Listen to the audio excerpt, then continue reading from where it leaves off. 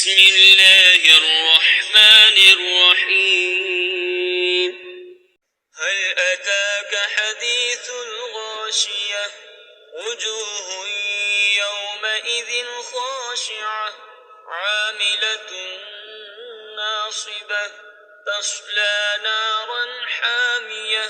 بے شک تمہارے پاس اس مصیبت کی خبر آئی جو چھا جائے گی. کتنے ہی منہ اس دن ذلیل ہوں گے. کام کرے مشقت جھیلے جائیں بھڑکتی آگ میں.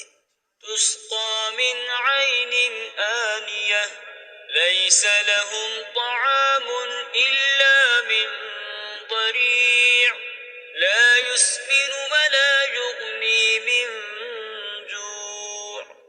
نہایت جلتے چشمے کا پانی پلائے جائیں. ان کے لیے کچھ کھانا نہیں مگر آگ کے کانٹے کہ نہ فربہی لائیں اور نہ بھوک میں کام دیں. وجوه يومئذ ناعمة لسعيها راضية في جنة عالية لا تسمع فيها لاغية فيها عين جارية. کتنے ہی منہ اس دن چین میں ہیں اپنی کوشش پر راضی بلند باغ میں کہ اس میں کوئی بیہودہ بات نہ سنیں گے. اس میں رواں چشمہ ہے. فيها سرر مرفوعة وأكواب موضوعة ونمارق مصفوفة وزرابي مبثوثة. اس میں بلند تخت ہیں اور چنے ہوئے کوزے اور برابر برابر بچھے ہوئے قالین اور پھیلی ہوئی چاندنیاں.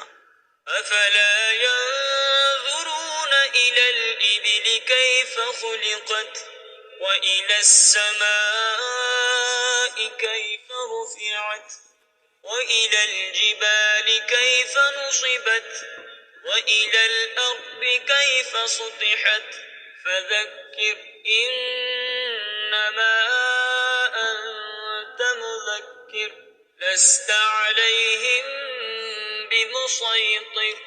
تو کیا اونٹ کو نہیں دیکھتے کیسا بنایا گیا اور آسمان کو کیسا اونچا کیا گیا اور پہاڑوں کو کیسے قائم کیے گئے اور زمین کو کیسے بچھائی گئی. تو تم نصیحت سناؤ. تم تو یہی نصیحت سنانے والے ہو. تم کچھ ان پر کروڑا یعنی نگہبان نہیں.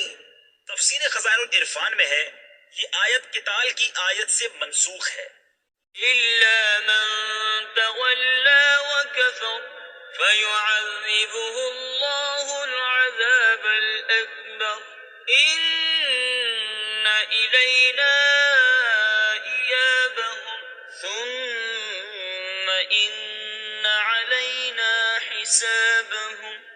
ہاں جو منہ پھیرے اور کفر کرے تو اسے اللہ بڑا عذاب دے گا.